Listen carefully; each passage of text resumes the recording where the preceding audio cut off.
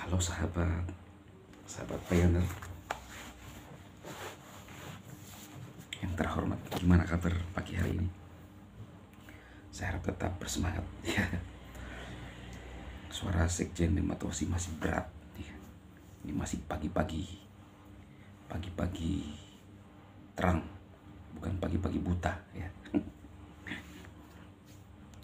Nah rekan-rekanku, ada informasi dari Kortim langsung hari ini. Tadi subuh ya, itu sudah ada. Kita langsung lihat aja kawan-kawan.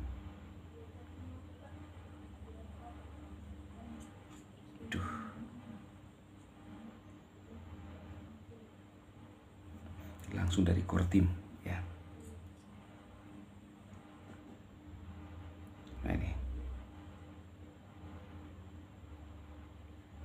Tadi saya lihat belum sejam ya.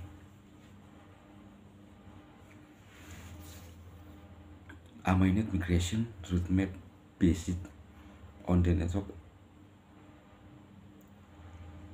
priorities is now available. The roadmap outlines how fast migration. Kita ke Inggris ya, kita ke Indonesia. Peta jalan migrasi Mainnet berdasarkan prioritas jaringan kini tersedia.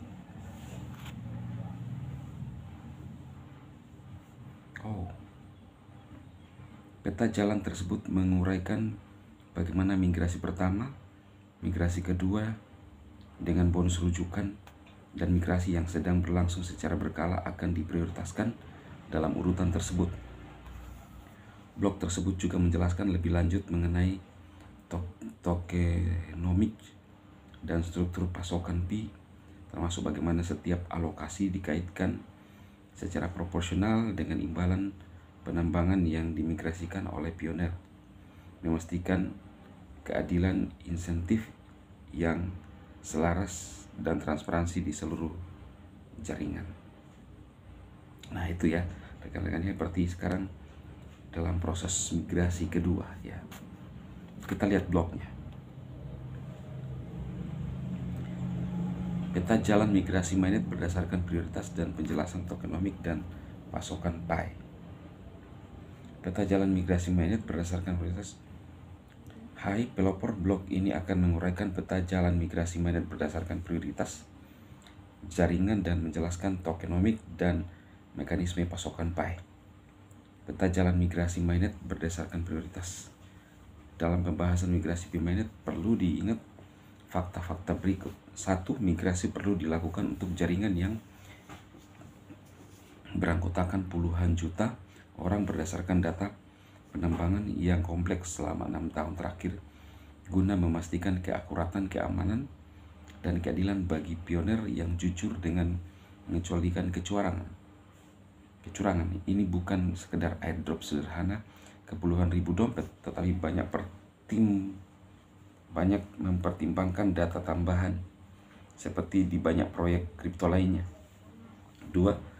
Jaringan tersebut telah memigrasikan lebih dari 12 juta orang, yang dengan sendirinya sudah merupakan pencapaian skalabilitas dalam industri, terutama mengingat proses QC dan migrasi yang dibangun secara asli tanpa biaya fiat bagi pengguna. 3. Ketika kondisi migrasi untuk menuju open network ditetapkan menjadi 10 juta, mencapai keseimbangan antara kebutuhan jaringan untuk bertransisi ke open network secara tepat waktu dan penyertaan jutaan pionir di Mainnet. Dipahami dan diharapkan bahwa akan ada orang yang perlu bermigrasi setelah peluncuran open network. Berikut peta jalan migrasi Mainnet berdasarkan prioritas jaringan. Menyelesaikan migrasi awal untuk pionir dalam antrian saat ini. Jaringan sedang menyelesaikan migrasi pertama untuk antrian pionir, termasuk imbalan pengembangan dasar, terverifikasi imbalan lingkaran keamanan, terverifikasi imbalan penguncian, imbalan penggunaan aplikasi utilitas, dan imbalan node terkonfirmasi. Migrasi kedua termasuk bonus rujukan. Setelah migrasi pertama dalam antrian saat ini selesai, migrasi kedua akan menjadi fokus. Migrasi kedua juga akan mencakup bonus perolehan rujukan yang diatribusikan kepada anggota tim rujukan yang lulus QC. Migrasi berkala yang berkelanjutan akhirnya jaringan PI akan beralih ke migrasi berkala dan teratur, misalnya bulanan, triwulanan, dan lain-lain yang akan ditentukan kemudian, yang akan mencakup semua bonus dan hadiah. Jadi ini ada beberapa migrasi ya kawan-kawan ya. Kalau kita kan sudah mengalami proses migrasi pertama ya. Dan berikutnya adalah migrasi kedua ya. Migrasi kedua, dan ada migrasi selanjutnya, migrasi berkala ya. Bulanan, misalnya bulanan, triwulan, dan lain-lain akan diatur di kemudian hari ya. Perhatikan bahwa perbedaan dalam UI, UE, UA antara saldo yang dapat ditransfer dan saldo migrasi aktual sesuai dengan yang dimaksudkan. UA, WA menggunakan sistem perhitungan yang disederhanakan. UI ya menggunakan estimasi perhitungan yang disederhanakan untuk menghemat waktu dan sumber daya komputasi.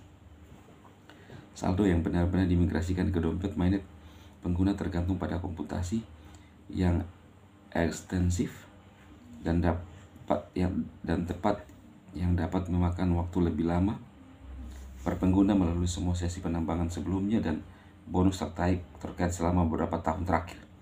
Jadi saldo yang dapat ditransfer yang ditampilkan di WA adalah estimasi pesimistis dari jumlah PI aktual yang termasuk dalam migrasi pertama. Migrasi pertama yang sesungguhnya bagi setiap orang sudah berisi imbalan penambangan dasar yang terverifikasi, imbalan lingkaran keamanan, imbalan penguncian, imbalan penggunaan aplikasi utilitas, dan imbalan not yang dikonfirmasi. Bagi sebagian orang pada dasarnya hanya mengecualikan bonus penambangan rujukan. Tokenomic dan pasokan Pi. Mengingat adanya diskusi tentang migrasi penting untuk mengingatkan para pioner dan mendidik masyarakat umum tentang tokenomic Pi dan mekanisme penambangan yang didefinisikan dalam bentuk yang lebih panjang dalam white paper pada tahun 2021 tentang pasokan dan alokasi Pi. Pasokan maksimum Pi adalah 100 miliar token. Pasokan maksimum terdiri dari berikut ini: 65 miliar token atau 65% dialokasikan untuk semua hadiah penambangan komunitas, 10 miliar dialokasikan untuk cadangan yayasan, 5 miliar dialokasikan untuk tujuan likuiditas,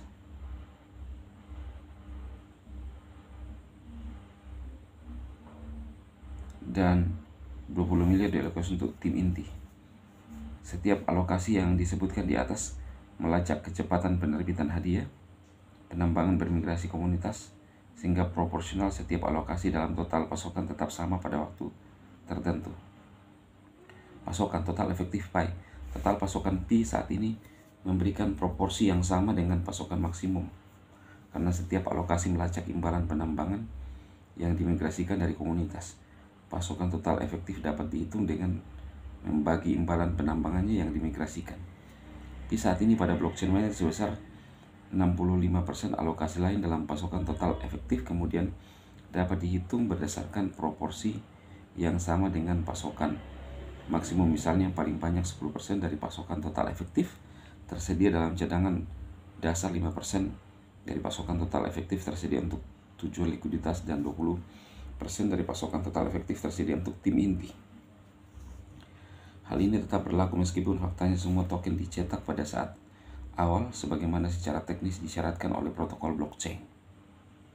Struktur alokasi itu sendiri memastikan peran yang tidak memihak dari setiap proses yang memengaruhi kecepatan migrasi karena semua keranjang alokasi lainnya melacak kecepatan imbalan penambangan yang dimigrasikan. Struktur ini sengaja dirancang untuk menyelaraskan kepentingan semua pihak dalam jaringan untuk mendapatkan sebanyak mungkin pioner dan sebanyak mungkin Pi ke mainnet.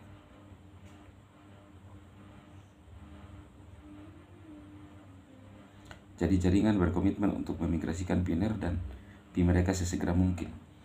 Mekanisme penambangan PI Mekanisme penambahan Pi dirancang untuk memperluas desentralisasi, utilitas, stabilitas, dan umur panjang selain pertumbuhan inklusif dan keamanan. Ini yang inti ya.